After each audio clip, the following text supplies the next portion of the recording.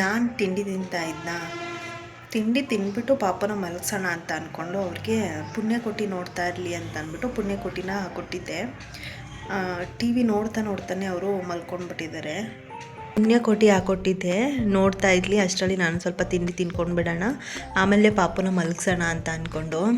ಪಾಪ ಅದು ನನಗೆ ಹಠ ಮಾಡಲಿಲ್ಲ ಇವತ್ತು. ಅಮ್ಮ ಒಬ್ಬಳೇ ಇದ್ದಾಳೆ ಅಂತ ಹಂಗೆ ನಿದ್ದೆ ಮಾಡ್ಕೊಂಡ್ಬಿಟ್ಟೈತೆ. ಏನು ಗೊತ್ತಾ, ಎಷ್ಟು ವಿಷಯಗಳಲ್ಲಿ ನನ್ನ ಮಗ ಅರ್ಥ ಮಾಡ್ಕೊಳ್ಳುತ್ತೆ ನನ್ನನ್ನು ಅಂತಂದರೆ ತುಂಬ ಬೇಜಾರಾಗಿಬಿಡುತ್ತೆ ನನಗೆ ಇವ್ರ ವಿಷಯದಲ್ಲಿ. ಚೂರು ಏನಾದರೂ ಈ ಥರ ಆದರೆ ಮನಸ್ಸಿಗೆ ಒಂಥರ ಇವಾಗಲೇ ಒಂಥರ ಸಖತ್ ಬೇಜಾರಾಗ್ತಿದೆ ನನಗೆ, ಒಂಥರ ಎಮೋಷ್ನಲಿ. ಪಾಪ ಅಲ್ವಾ ಮಲ್ಕೊಂಡ್ಬಿಟ್ರು, ನಾನು ಪಾಪನ ಮಲಗಿಸ್ಬಿಟ್ಟೆ ತಿಂಡಿ ತಿನ್ನಬೇಕಿತ್ತೇನೋ ಅಂತೆಲ್ಲ ಅನ್ನಿಸ್ತೈತೆ. ಬೆಳಿಗ್ಗೆ ತಿಂಡಿಗೆ ಅಂತ ಉಪ್ಪಿಟ್ಟನ್ನ ಮಾಡಿದ್ವಾ, ಅದನ್ನು ಸ್ವಲ್ಪ ತಿನ್ನಿಸಿದ್ದೆ. ಅದಾದಮೇಲೆ ಅದು ಉಪ್ಪಿಟ್ಟು ಎಲ್ಲರಿಗೂ ಸಾಕಾಗ್ತಾ ಇರಲಿಲ್ಲ ಅಂತಂದ್ಬಿಟ್ಟು ಮತ್ತೆ ರವೆ ರೊಟ್ಟಿನ ಮಾಡ್ಕೊಂಡಿದ್ದೆ. ಅದನ್ನು ಇವಾಗ 9:30 ಹಂಗೆ ತಿನ್ನಿಸ್ದೆ. ಪಾಪಕ್ಕೆ ತಿನ್ನಿಸ್ಬಿಟ್ಟು ನಾನು ತಿಂಡಿ ತಿನ್ನೋಣ ಅಂತ ಅಂದ್ಕೊಂಡು ಪುಣ್ಯಕೋಟಿನ ಹಾಕ್ಕೊಟ್ಟಿದ್ದೆ. ಅವ್ರಿಗೆ ಪುಣ್ಯಕೋಟಿ ಅಂದರೆ ತುಂಬ ಇಷ್ಟ. ನಾನು ತಿಂಡಿ ತಿಂತಾಯಿದ್ದೀನಿ, ಅಷ್ಟರಲ್ಲಿ ನನ್ನ ಮಗ ಮಲ್ಕೊಂಡ್ಬಿಟ್ಟಿದ್ದಾರೆ. ಪಾಪ ಅಂತ ಅನ್ನಿಸ್ತಿದೆ ನನಗೆ. ಎಷ್ಟು ಚೆನ್ನಾಗಿ ಅರ್ಥ ಮಾಡ್ಕೋತಾರೆ ಅಂತ. ಎಲ್ಲ ಸಿಚುವೇಶನ್ನು ಅಷ್ಟೇ ತುಂಬ ಚೆನ್ನಾಗಿ ಅರ್ಥ ಮಾಡ್ಕೊಬಿಡುತ್ತದು. ಇವಾಗಲ್ಲ, ಅದು ನಂಗೆ ಡಿಲವರಿ ಆದಾಗಿಂದನೂ, ನಾನು ಹುಟ್ಟಿದಾಗಿಂದನೂ ನನಗೆ ಯಾವತ್ತೂ ಹಿಂಸೆ ಕೊಟ್ಟಿಲ್ಲ. ಅದು ಗೌರ್ಮೆಂಟ್ ಹಾಸ್ಪಿಟಲಲ್ಲಿ ನನಗೆ ಡಿಲವರಿ ಆಗಿದ್ದು. ನಾವೇ ಅಲ್ಲಿ ಮಾಡಿಸ್ಕೊಂಡಿದ್ದು. ನಾನು ಗೌರ್ಮೆಂಟ್ ಹಾಸ್ಪಿಟ್ಲಲ್ಲೇ ಮಾಡಿಸ್ಕೋತೀವಿ ಅಂತ, ಅಂದರೆ ಡಾಕ್ಟ್ರೆಲ್ಲ ತುಂಬ ಕ್ಲೋಸ್ ಇದ್ದರು ಅಂದ್ಬಿಟ್ಟು. ಅಲ್ಲಿ ಒಂದು ವಾರ್ಡಲ್ಲಿ ತುಂಬ ಜನ ಪೇಷಂಟ್ಸ್ ಇರ್ತಾರಲ್ವ, ನನ್ನ ಪಕ್ಕನೇ ಎಷ್ಟೊಂದು ಜನ ಪೇಷಂಟ್, ನನ್ನ ಪಕ್ಕನೇ ಎಲ್ಲ ತುಂಬ ಜನ ಇದ್ದರು. ಅಂದರೆ ಒಂದು ವಾರ್ಡಲ್ಲಿ ಒಂದು 20 ಮೆಂಬರ್ಸ್ ಆದರೂ ಇದ್ದೇ ಇರ್ತೀವಿ. ಅಲ್ಲಿ ಬೇರೆ ಮಕ್ಳುಗಳು ಅವಾಗ ತಾನೇ ಡಿಲವರಿ ಆಗಿರುತ್ತಲ್ಲ, ಆ ಮಕ್ಳುಗಳು ಹಾಲೇ ಕುಡಿತಾರಿಲ್ಲ. ಅವ್ರ ಜೊತೆಗೆ ಅವ್ರ ಅಮ್ಮ ಇರ್ತಿದ್ರು, ಅವ್ರ ಅಮ್ಮನ ಜೊತೆಗೆ ಅವ್ರಮ್ಮನೂ ಇರ್ತಿದ್ರು. ಅಂದರೆ ಅಮ್ಮ ಅಜ್ಜಿ ಎಲ್ಲರೂ ಇದ್ದು ಪಾಪಗೆ ಫೀಡ್ ಮಾಡ್ಸೋಕ್ಕೆ ಟ್ರೈ ಮಾಡ್ತಿದ್ರು. ಸುಮಾರು ಒಂದು 3 ಡೇಸ್ ಆದ್ರೂ ಎಷ್ಟೋ ಮಕ್ಕಳು ಫೀಡೇ ತೊಗೋತಾ ಇರಲಿಲ್ಲ. ಬಟ್ ನನ್ನ ಮಗ ಆ ಥರ ಅಲ್ಲ, ಹುಟ್ಟಿದ ತಕ್ಷಣದಿಂದನೇ ಫೀಡ್ ಚೆನ್ನಾಗಿ ತೊಗೊಂಡ್ರು. ನನಗೆ ಡೆಲಿವರಿ ಆದಾಗ ನನ್ನ ಜೊತೆಗೆ ನಮ್ಮ ಅಮ್ಮ ಇರಲಿಲ್ಲ. ಆವಾಗಲೂ ತುಂಬ ಎಮೋಷ್ನಲ್, ತುಂಬ ಹತ್ತಿದ್ದೀನಿ ನಾನು. ಏನು ಗೊತ್ತಾ, ಎಲ್ಲರೂ ಗೌರ್ಮೆಂಟ್ ಹಾಸ್ಪಿಟಲ್ ಅಂತಂದರೆ ಗೊತ್ತಲ್ವ, ಎಲ್ಲ ಅಕ್ಕಪಕ್ಕನೇ ಇರ್ತಾರಲ್ವ, ಎಲ್ಲರೂ ಮಾತಾಡ್ತಿದ್ರು. ನೋಡು ಪಾಪು ಎಷ್ಟು ಚೆನ್ನಾಗಿ ಆ ಪಾಪು ಫೀಡ್ ತಗೋತೈತೆ, ಈ ಮಗು ನಿಪ್ಪಲ್ನೇ ಟಚ್ ಮಾಡೋಕ್ಕೆ ಬರ್ತಿಲ್ಲ ಈ ಮಗುಗೆ, ನಿಮ್ಮ ಮಗು ಚೆನ್ನಾಗಿ ಮಾಡ್ಕೊತಿದಾರಲ್ವ ಅಂತೆಲ್ಲ. ಆವಾಗಲೂ ತುಂಬ ಹತ್ತಿದ್ದೀನಿ ನಾನು. ಅಂಡ್ ಇದು ಹೊಟ್ಟೆಲಿದ್ದಾಗಲೇ ಮಾತಾಡೋಕ್ಕೆ ಸ್ಟಾರ್ಟ್ ಮಾಡ್ಕೊಂಡ್ಬಿಟ್ಟಿದ್ದೆ ನಾನು. ನನ್ನ ಸಿಚುವೇಶನ್ ಈ ಥರ ಇದೆ ಮಗನೇ, ಯಾವ ಪಾಪ ಹೋಗುತ್ತೆ ಅಂತ ಗೊತ್ತಿಲ್ಲ ಅಲ್ವಾ. ಅದಕ್ಕೆ ನನ್ನ ಸಿಚುವೇಶನ್ ಈ ಥರ ಇದೆ ಕಣಪ್ಪ, ಎಲ್ಲ ಅರ್ಥ ಮಾಡ್ಕೋಬೇಕು ನೀವು. ಅಮ್ಮನಿಗೆ ಜಾಸ್ತಿ ಹಿಂಸೆ ಕೊಡಬಾರ್ದು ಅಂತೆಲ್ಲ. ಯಾಕೋ ಗೊತ್ತಿಲ್ಲ, ಇವತ್ತು ಸಖತ್ತು ಬೇಜಾರಾಗ್ತೈತೆ. ಪಾಪ ಅಲ್ವಾ, ಅದನ್ನು ಮಲಗಿಸ್ಬಿಟ್ಟೆ ತಿನ್ನಬೇಕಿತ್ತೇನೋ ನಾನು ಅಂತ ಅನ್ನಿಸ್ತೈತೆ. ಆಮೇಲೆ ಡೆಲಿವರಿ ಆದಮೇಲೆ ಕ್ಯಾಶುವಲಾಗಿ ಎಲ್ಲರೂ ಕೇಳೋದು, ಮಗು ಆರಾಮಾಗಿ ಮಲ್ಕೊಳ್ಳುತ್ತಾ, ನೈಟ್ ಟೈಮು ಏನು ಹಠ ಮಾಡಲ್ವಾ ಅಂತೆಲ್ಲ ಕೇಳ್ತಾರಲ್ವ. ನನಗೂ ಹಾಗೆ ಎಲ್ಲರೂ ಕೇಳ್ತಿದ್ರು. ಬಟ್ ನನ್ನ ಮಗ ಒಂದು ದಿನವೂ ಹಠ ಮಾಡಿಲ್ಲ, ನನಗೆ ಆರಾಮಾಗಿ ಮಲ್ಕೋತಿದ್ರು. ಎಲ್ಲರೂ ನೀನು ತುಂಬ ಲಕ್ಕಿ, ತುಂಬ ಅದೃಷ್ಟ ಮಾಡಿದ್ಯಾ ಬಿಡು ನೀನು, ಇಂಥ ಮಗುನ ಪಡೆಯೋದಕ್ಕೆ ಹಠನೇ ಮಾಡಲ್ಲ ಅಂತ ಅಂತೀಯ, ಏನು ಅದೃಷ್ಟ ಮಾಡಿದ್ಯಾ. ನಾವೆಲ್ಲ 3 ತಿಂಗಳವರೆಗೂ ಅಷ್ಟಿಷ್ಟು ಕಷ್ಟಪಟ್ಟಿಲ್ಲ. 3 ತಿಂಗಳವರೆಗೂ ಕಣ್ಣೇ ಮುಚ್ಚಿಲ್ಲ ನಾವು. ನೈಟೆಲ್ಲ ಅಷ್ಟು ಜಾಗರಣೆ ಇರ್ತಿದ್ವಿ, ಹಂಗೆ ನೋಡ್ಕೋತಿದ್ವಿ ಮಗುನ ಅಂತಾರೆ. ಬಟ್ ನನಗೆ ಯಾವತ್ತೂ ನಾನು ನೈಟ್ ಫುಲ್ಲು ಜಾಗರಣೆ ಇದ್ದೀನಿ, ನನ್ನ ಮಗು ನಂಗೆ ನಿದ್ದೆ ಕೊಟ್ಟಿಲ್ಲ, ಆ ಥರ ಎಲ್ಲ ಏನೂ ಇಲ್ಲ. ಅದು ಹುಡ್ತಾಗಿಂದನೂ ಅಷ್ಟೇ. ಆ್ಯಂಡ್ ಏನು ಮಾಡ್ತಿದ್ದೆ ಗೊತ್ತಾ, ನಾನು ತೊಟ್ಲಲ್ಲಿ ಮಲಗಿಸ್ತಾ ಇರಲಿಲ್ಲ ನನ್ನ ಮಗನ್ನ. ನನಗೆ ಸಿಸರಿನ್ ಆಗಿತ್ತಲ್ವ, ಡಾಕ್ಟರ್ 2 ಅವರ್ಸ್ಗೆ ಒಂದ್ಸಲ ಫೀಡ್ ಮಾಡೋಕ್ಕೆ ಹೇಳಿದರು. ಪಾಪುದು ಸ್ವಲ್ಪ ವೆಯ್ಟ್ ಕಡಿಮೆ ಇದೆ ಅಂತ, ಅಂದರೆ ವೆಯ್ಟ್ ನಾರ್ಮಲೇ ಇತ್ತು. ನೋಡಿದವರೆಲ್ಲ ವೆಯ್ಟ್ ಕಡಿಮೆ ಅಂತ ಹೇಳ್ತಿದ್ರು. ಡಾಕ್ಟರು 2 ಅವರ್ಸ್ಗೆ ಒಂದ್ಸಲ ಫೀಡ್ ಮಾಡಲೇಬೇಕು ನೀವು, ಪಾಪು ಮಲಗಿದ್ರು ಎಬ್ಬರಿಸ್ಬಿಟ್ಟು ಮಾಡಿಸಿ ಅಂತ ನನಗೆ ಹೇಳಿದರು. ನಾನು ಅಲಾರಾಮ್ ಕೊಟ್ಕೊಂಡಿದ್ದೆ. ಇದನ್ನು ತೊಟ್ಲಲ್ಲಿ ಮಲಗಿಸಿದ್ರೆ ನಾನೇ ಎತ್ಕೊಳ್ಳೋಕೆ ಇರಲಿಲ್ಲ. ನನಗೆ ಒಂಥರ ಬಗ್ಗೋ ಥರ ಆಗ್ತಿತ್ತು ತೊಟ್ಲಲ್ಲಿ ಮಲಗಿಸ್ಬಿಟ್ಟು ನಾನು ಎತ್ಕೊಳ್ಳೋಕೆ ಆಗ್ತಾ ಇರಲಿಲ್ಲ. ಅದಕ್ಕೆ ನಾನು ಏನು ಮಾಡ್ತಿದ್ದೆ ಅಂತಂದರೆ ನನ್ನ ಮಗನ ನಾನು ಜಾಸ್ತಿ ತೊಟ್ಲಲ್ಲಿ ಮಲಗಿಸ್ಲೇ ಇಲ್ಲ. ನನ್ನ ಪಕ್ಕನೇ ಬೆಡ್ ಮೇಲೆ ಮಲಗಿಸ್ಕೊತಿದ್ದೆ ನೈಟ್ ಟೈಮು. ಆವಾಗಲೂ ಅಷ್ಟೇ ಪಾಪಚ್ಚಿ ಅದು ಯಾವತ್ತೂ ನನಗೆ ಹಿಂಸೆನೇ ಕೊಟ್ಟಿಲ್ಲ. ಇವಾಗ ಒಂಥರ ಅದು ಸಖತ್ ಎಮೋಷ್ನಲ್ಲು ಬೇಜಾರಾಗ್ತೈತೆ ನನಗೆ. ಪಾಪ ಅಲ್ವಾ ಮಲ್ಕೊಂಡ್ಬಿಟ್ಟವ್ರೆ ಅಂತ ಅಂದ್ಬಿಟ್ಟು. ನನ್ನ ಮನೇಲಿ ಯಾರೂ ಇಲ್ಲ, ನಾನು ಒಬ್ಬಳೇ ಇದ್ದೀನಿ ಅಂತ ಅಂದರೆ ನನ್ನ ಜೊತೆಗೆ ಸುಮ್ಮನೆ ಇರ್ತಾರೆ. ನಾನು ಕಿಚನಲ್ಲಿ ಅಡುಗೆ ಮಾಡ್ತಿರ್ಲಿಲ್ಲ, ಪಾತ್ರೆ ಏನಾದ್ರು ತೊಳಿತಿದ್ದೀನಿ ಅಂತಂದರೆ ಅದು ಆಟ ಆಡಿಕೊಂಡು ಸುಮ್ಮನೆ ಗೊತ್ತಿರುತ್ತೆ. ಯಾರಾದರೂ ಮನೇಲಿ ಯಾರೂ ಇಲ್ಲ, ನಾನು ಒಬ್ಬಳೇ ಇದ್ದೀನಿ ಅಂತ ಅಂದಾಗಲೂ ಅಷ್ಟೇ ನನಗೆ ಹಿಂಸೆ ಕೊಡೋಕ್ಕೆ ಹೋಗಲ್ಲ. ಒಂಥರ ಸಖತ್ ಬೇಜಾರಾಗ್ಬಿಡ್ತು ನನಗೆ. ಪಾಪ ಅಲ್ವಾ ಅಂತ ಅಂದ್ಬಿಟ್ಟು ಆರಾಮಾಗಿ ಮಲ್ಕೊಂಡಿದ್ದಾರೆ. ಇವಾಗ ಅದು ನಾನು ಇನ್ನೂ ಫೀಡ್ ಮಾಡಿಸ್ತಿದ್ದೀನಲ್ವ, ಫೀಡ್ ತೊಗೊಂಡೇ ಮಲ್ಕೊಳ್ಳೋದು. ಇವತ್ತು ಹಾಗೆ ಮಲ್ಕೊಂಡ್ಬಿಟ್ಟಿದ್ದಾರೆ. ನಾನು ತಿಂಡಿ ತಿನ್ನಬೇಕು ಅಂತ ನೋಡ್ತು ನನ್ನ ಕಡೆಗೆ 1-2 ಸಲ. ನಾನು ತಿಂಡಿ ತಿಂತಾ ಇದ್ದೆ, ಅದಕ್ಕೆ ತಿಂಡಿ ತಿಂತಿದ್ದಾರೆ ಅಂತ ಅಂದ್ಕೊಂಡು ಹಂಗೆ ಮಲ್ಕೊಂಡ್ಬಿಟ್ಟೈತೆ ಅದು.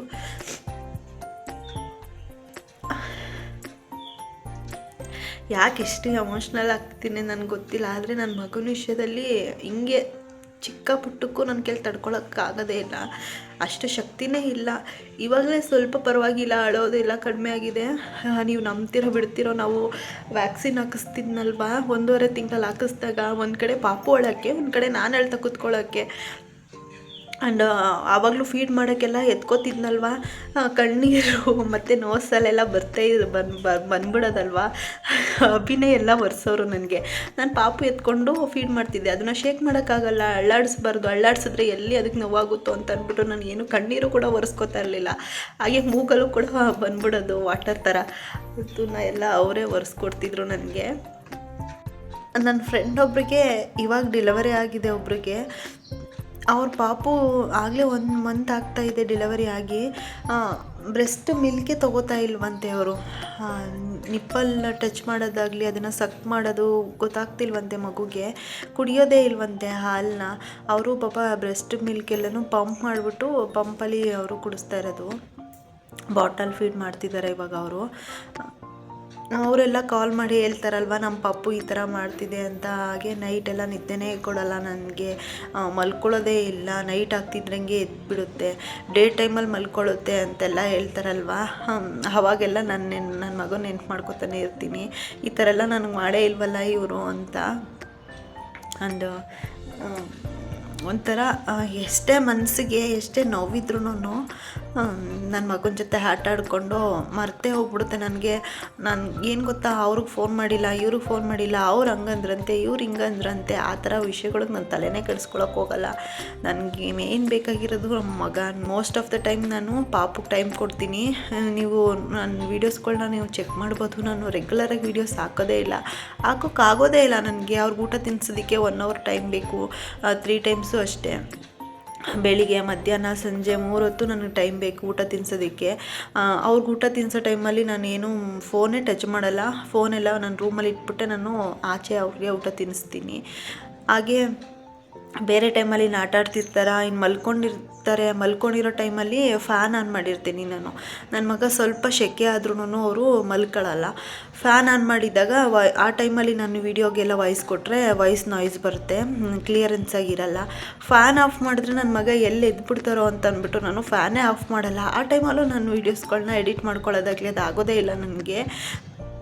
ನನ್ನ ಮಗ ಫ್ರೀಯಾಗಿದ್ದು ಅವರು ಆರಾಮಾಗಿ ಆಟ ಆಡ್ಕೊಂಡಿದ್ದಾರೆ ಅಂತ ಅಂದಾಗ ಮಾತ್ರ ನಾನು ವೀಡಿಯೋಸ್ಗಳಿಗೆಲ್ಲ ಎಡಿಟ್ ಮಾಡಿ ಆವಾಗ ಅಪ್ಲೋಡ್ ಮಾಡೋದು. ಮೋಸ್ಟ್ ಆಫ್ ದ ಟೈಮ್ ನಾನು ಅದಕ್ಕೆ ಟೈಮ್ ಕೊಡ್ತೀನಿ. ನಮ್ಮ ಜೊತೆ ಅದು ಚೆನ್ನಾಗಿ ಅಡ್ಜಸ್ಟ್ ಆಗಿಬಿಡುತ್ತೆ. ನಾನು ಇರಬೇಕು, ಇಲ್ಲ ಅಭಿ ಇರಬೇಕು, ನಾವಿಬ್ಬರಲ್ಲಿ ಯಾರಾದರೂ ಒಬ್ರು ಇರಲೇಬೇಕು. ಅದು ಮಲಗಿದ ತಕ್ಷಣ ನಾವು ಕಾಣಿಸ್ಲಿಲ್ಲ ಅಂತಂದರೂ ಅಳಕ್ಕೆ ಸ್ಟಾರ್ಟ್ ಮಾಡ್ತಾರೆ. ಅದನ್ನು ಬಿಟ್ಟು ನಾವೆಲ್ಲೂ ಹೋಗೇ ಇಲ್ಲ.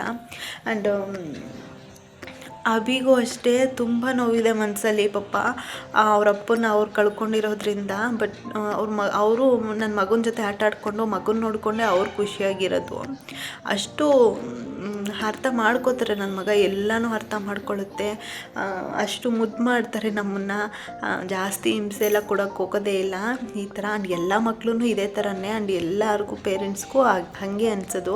ಬಟ್ ನಾನು ಹೇಳಿದ್ದು ಅಂತಂದರೆ ನಮ್ಮ ಪಾಪು ಚಿಕ್ಕ ಮಗು ಇದ್ದಾಗೆಲ್ಲ ನನಗೆ ಹಿಂಸೆ ಕೊಟ್ಟಿಲ್ಲ. 3 ಮಂತ್ಸ್ವರೆಗೂ ಎಷ್ಟೋ ಮಕ್ಕಳು ನಿದ್ದೆ ಮಾಡದೆ ಆ ಥರ ಎಲ್ಲ ಇರ್ತಾರಲ್ವ, ಇದು ಆ ಥರ ಎಲ್ಲ ನನಗೆ ಯಾವತ್ತೂ ಮಾಡಿಲ್ಲ ಅಂತ ಆ ಥರ ಹೇಳ್ಕೊಂಡೆ ಅಷ್ಟೇ. ಆ್ಯಂಡ್ ಬೇರೆಯವರೆಲ್ಲ ಅಂದ್ಕೊಳಕ್ಕೆ ಹೋಗ್ಬಿಡಿ, ನಿಮ್ಮ ಮಗು ಒಂದೇ ಸ್ಪೆಷಲ್ಲ, ನಮ್ಮ ಮಕ್ಕಳೆಲ್ಲ ಇಲ್ವಾ ಅಂತೆಲ್ಲ. ಎಲ್ಲರಿಗೂ ಅವ್ರವ್ರ ಮಕ್ಕಳೇ ಸ್ಪೆಷಲ್ಲು. ಅವ್ರುಗಳಲ್ಲಿ ಬೇರೆ ಏನೇನೋ ಒಂದು ಗುಣಗಳಿರುತ್ತೆ. ನನ್ನ ಮಗನಲ್ಲಿ ಈ ಥರ ಇತ್ತು. ಅವ್ರು ಯಾವತ್ತೂ ನನಗೆ ಹಿಂಸೆ ಕೊಟ್ಟಿಲ್ಲ ಅಂತ ಅಂದ್ಬಿಟ್ಟು ಹೇಳಿದೆ. ಅರ್ಥ ಮಾಡ್ಕೋತಾರೆ ಸಿಚುವೇಶನ್ನ ಅಂತೆಲ್ಲ. ಅದನ್ನೇ ಹೇಳಕ್ಕೆ ಬಂದಿದ್ದು, ಬೇರೆ ಇನ್ನೇನು ಹೇಳಲಿಲ್ಲ. ಬೇರೆ ಥರ ಎಲ್ಲ ತಪ್ಪು ತಿಳ್ಕೊಳಕ್ಕೆ ಹೋಗ್ಬೇಡಿ ಆಯಿತಾ. ಹಾಗೆ ನಾನು ಪ್ರೆಗ್ನೆಂಟ್ ಇದ್ದೀನಲ್ವ, ಪ್ರೆಗ್ನೆಂಟ್ ಇದ್ದಾಗ ಏನು ಚೆನ್ನಾಗಿ ಪ್ರೆಗ್ನೆಂಟಲ್ಲೂ ಅಷ್ಟೇ ನನಗೆ ನಿದ್ದೆ ಬರ್ತಿಲ್ಲ ಅಂತೆಲ್ಲ ಏನಿಲ್ಲ. ಬಟ್ ನನಗೆ ಸ್ವಲ್ಪ ಹಾರ್ಟ್ ಬರ್ನ್, ಎದೆ ಉರಿಯೋದು ಆ ಥರ ಆಗ್ತಿತ್ತು ಅಷ್ಟೇ. ಅದು ಜಾಸ್ತಿ ಮಸಾಲೆದು ಈ ಥರ ಎಲ್ಲ ಏನಾರು ತಿಂದಾಗ ಆ ಥರ ಆಗೋದು. ಅದು ಬಿಟ್ಟರೆ ಇನ್ನೇನಿಲ್ಲ. ಆವಾಗಲೂ ಪ್ರೆಗ್ನೆಂಟಲ್ಲೂ ನಾನು ನಾರ್ಮಲ್ಲಾಗೆ ಚೆನ್ನಾಗಿದ್ದೆ. ನೈಟ್ ಟೈಮು ನಿದ್ದೆ ಮಾಡ್ತಾಯಿದ್ದೆ. ಮಲ್ಕೊಂಡ್ಬಿಟ್ರೆ ಅದು ಮಲ್ಕೊಂಡ್ಬಿಡ್ತಿತ್ತು ಹೊಟ್ಟೆಲಿ. ನನಗೆ ಮೂಮೆಂಟ್ಸ್ ಗೊತ್ತಾಗ್ತಾ ಇರಲಿಲ್ಲ ಮಲ್ಕೊಂಡಿದ್ದಾಗ.